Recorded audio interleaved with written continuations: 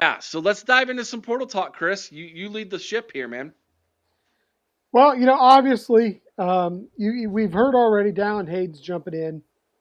Lincoln Keenholz, we suspect he's going to be jumping in. Big question is, who else do we think is going to be jumping in? If you'd read if you've had a chance to read my article that I'd posted earlier this week, I think we've got a few guys who are probably at least considering the option. Now, most of these guys are not starters. Most of them are more depth guys right now, but you've got guys who I think Jaden Ballard, I think, is definitely one guy who is somebody who could possibly jump in the portal, along with two other receivers in Kojo Antwi and Keon Grays.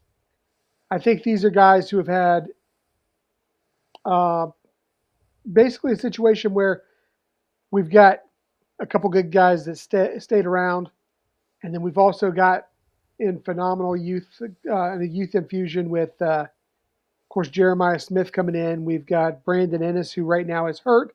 That, depending on the severity of the injury, may keep some of these guys here.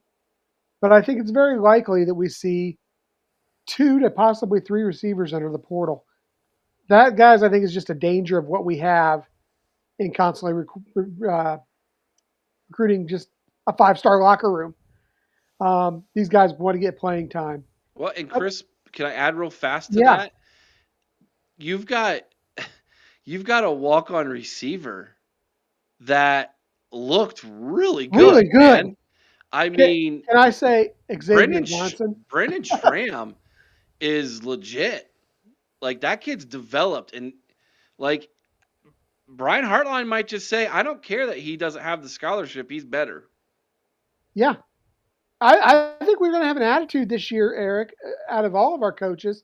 It's an attitude that Coach Glock brings, and that is the best players are going to play. I don't care how many stars you got beside your name. And if that's the case, you could see some of these guys drop out of the way.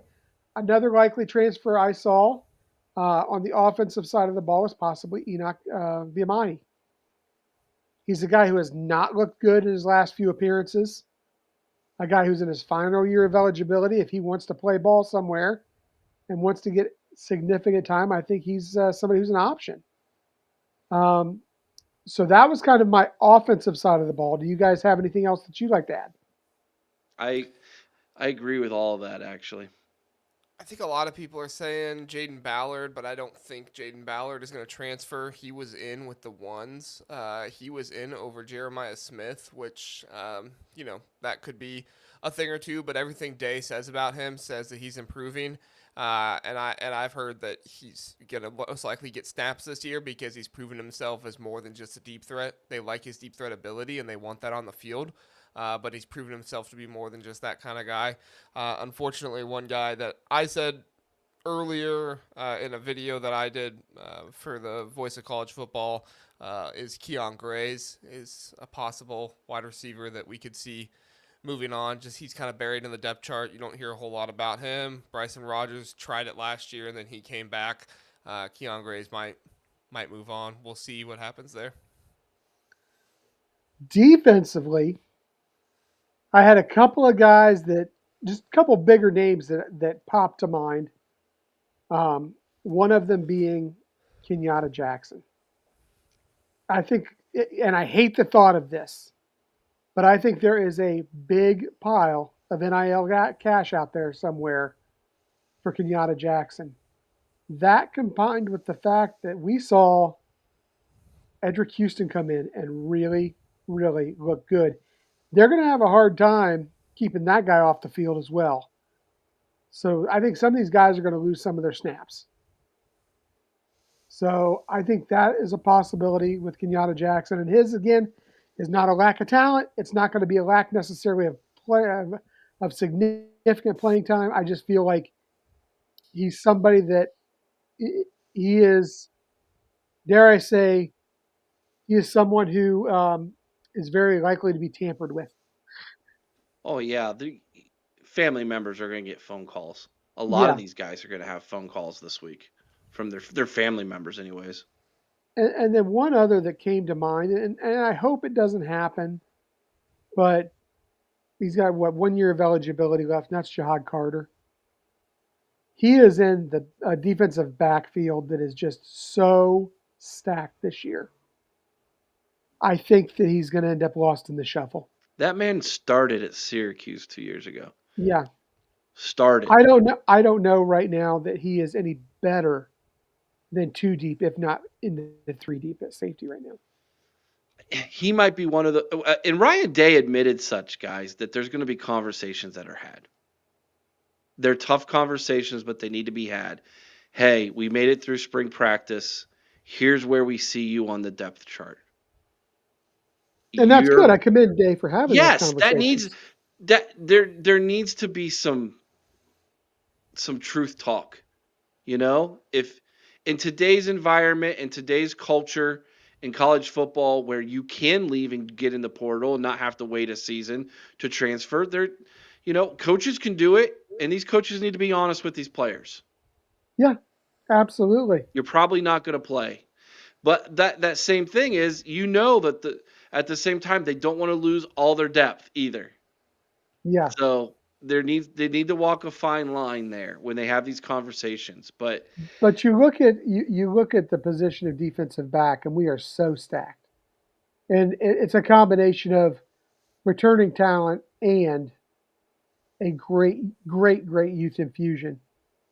And you've got, for a fact, you're going to have, barring a transfer or an injury, you're going to have Caleb Downs for 2 years. You're going to have the young kids that just came in. Some of the guys who came in as corners could easily add 5 pounds, 10 pounds, and play safety. Um, we've got such depth and versatility in the defensive backfield. I just don't know if there's a home for Jihad Carter right now. Jr., you're the man in the know. Have you heard of any others that may be on the way out? Yeah, Jihad Carter's definitely, I think, going to go in, and I don't blame him at all for that. Kenyatta, I don't think will go in. His father was pretty adamant on social media with people commenting on his post, which just leave the parents alone. Let them be on social media. Yeah, Maybe don't bother yeah, him there. He was pretty adamant that he feels like Kenyatta is going to have a good year and will take over next year. So unless somebody just tampers and really throws him a bag, which could very well happen, I think he has plans to stay. I was worried about C.J. Hicks, but looks like he's found himself a little bit of a role now. Possibly another linebacker, but it feels like those guys are pretty set to come in their normal rotation of their years to come in and play there. I saw some people saying Sonny Styles looked a little dejected that dejected. he was with the twos. But I think he's going to be fine. I don't know. Maybe he was just having a rough day or something like that. But on the defensive side, I don't really see anybody of concern. I'm with you guys. If it is anybody, it's just going to be another depth piece. I haven't heard anything about anybody. But that's not uncommon because these guys do kind of try to keep that stuff for themselves because they don't want to, not be with the team. I mean, look at what's down Yeah, Hayden. I yeah, mean, everybody exactly. wished him well, but he's not with his teammates anymore Yeah. because he's moving on. So mhm. those are the people that I saw as possibly going. Now, that of course brings up the question of who could we possibly be bringing in. Um, I really feel like, honestly, if we bring anybody in, short of maybe a plug and play offensive lineman to possibly secure up that right side, I don't know that we're going to do anything but possibly add depth pieces. Running back, So, what's that? running back. I was just going to get to that. So, there's two running backs that I really like right now that are in the portal who I think would be good options. One of them would be obviously, and I don't know that we're going to get him because I think a lot of people are going to be looking for him. It's an Ohio kid, and that's K. Ron Lynch Adams. Played at UMass, had a big year last year. I think, 1,300 yards, I believe, if I'm not mistaken, I think it was around somewhere in that 1,200. range, Yeah. 1,200. Uh, I think I would love to see him come in. It would be a graduate transfer. Another one that I liked is Henry Parrish Jr. from Miami. I think he would be a good system guy, almost fill the role of a Dallin Hayden as far as that goes. I think those are two good options at running back. Um, I also think there's two good offensive line options out there. One of those being Scott Elliott at Duke, who's a guy who could add some depth to the offensive line. The other being, and this is would be one who has starter potential. Um, that would be possibly Chad Lindbergh, offensive lineman from Georgia.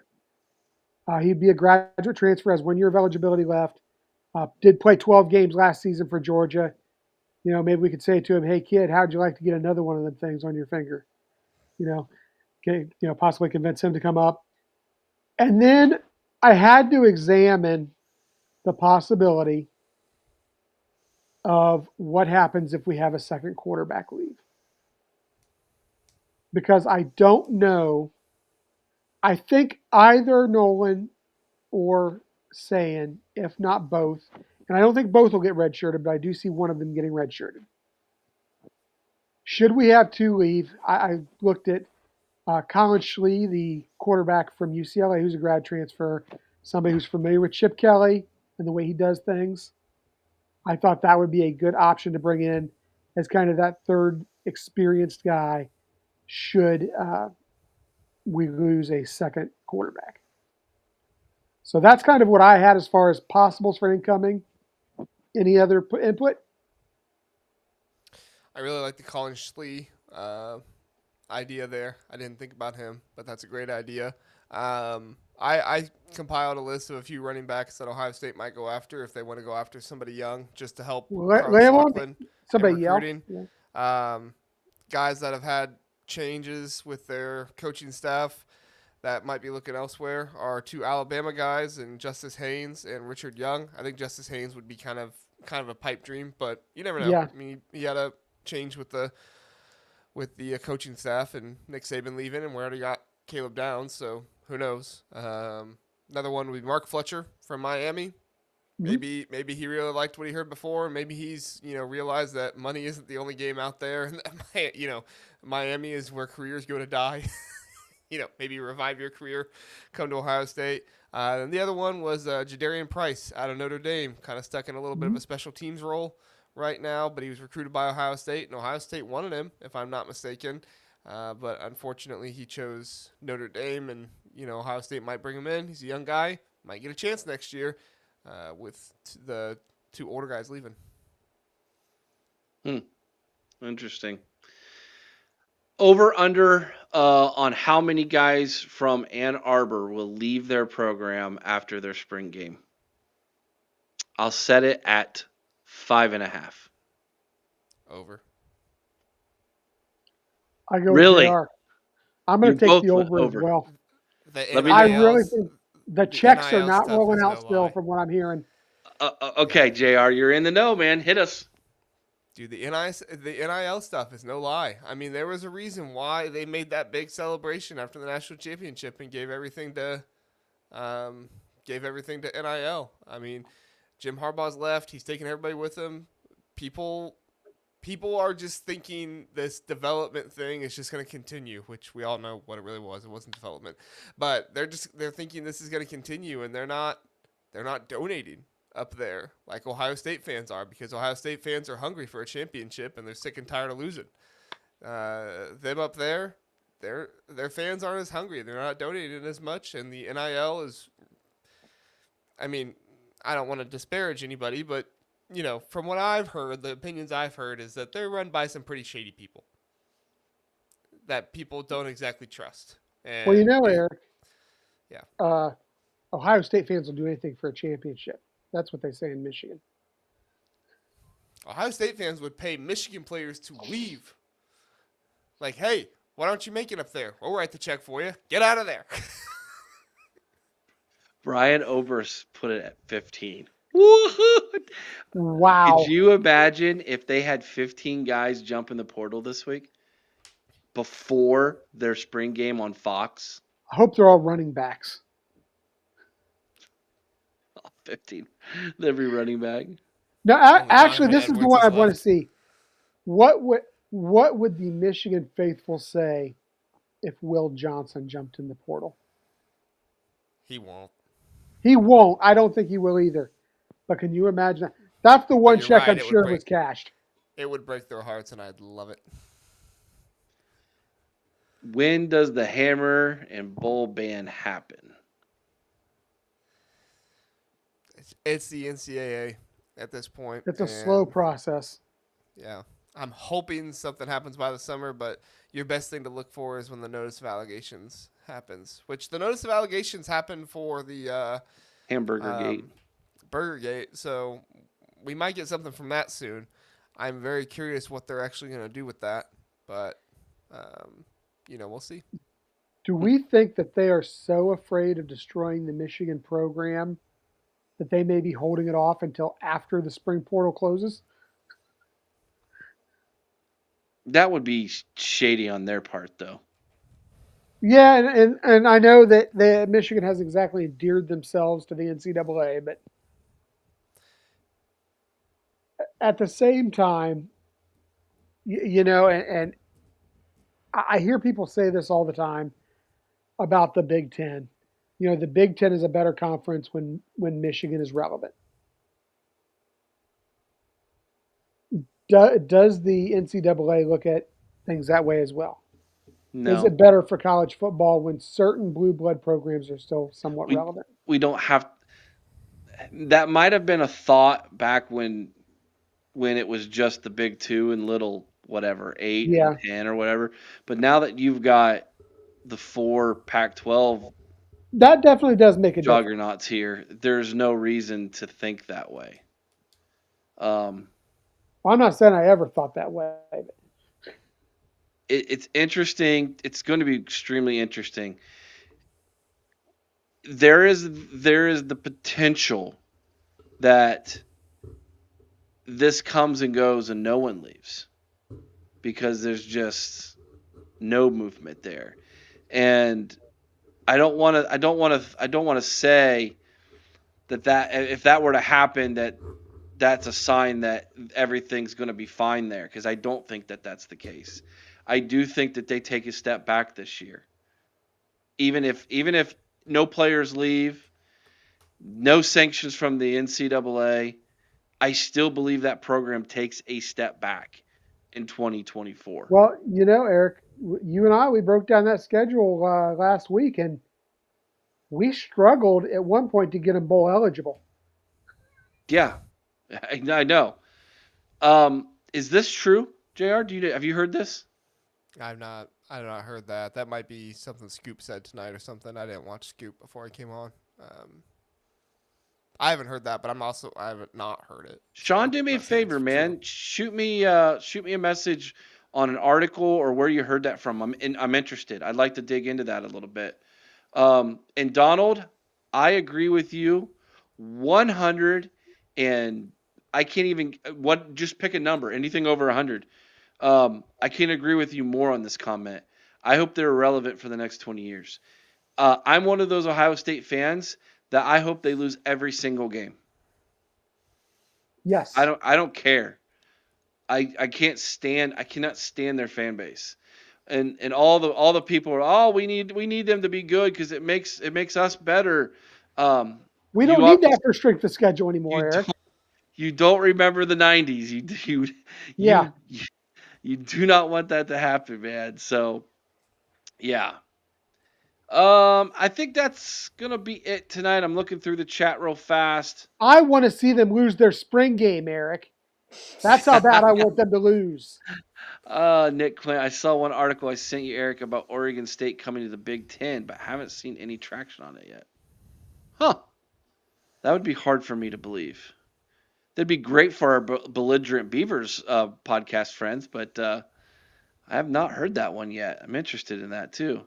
Um, actually, there you go, Jr. Scoop said it.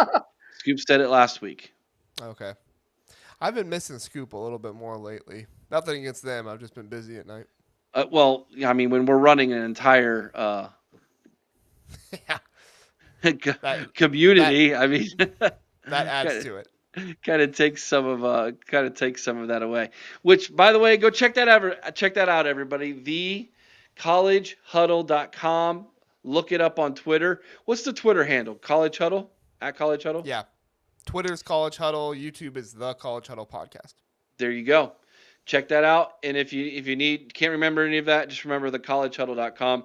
Go to the website, look at it, check it out, find some other great podcasts there. Glad to be the Ohio State podcast there. Glad to have all of our brethren and sister from the Big Ten. Like we have, we're up to 15 Big Ten podcasts. We need 3 more we're looking for.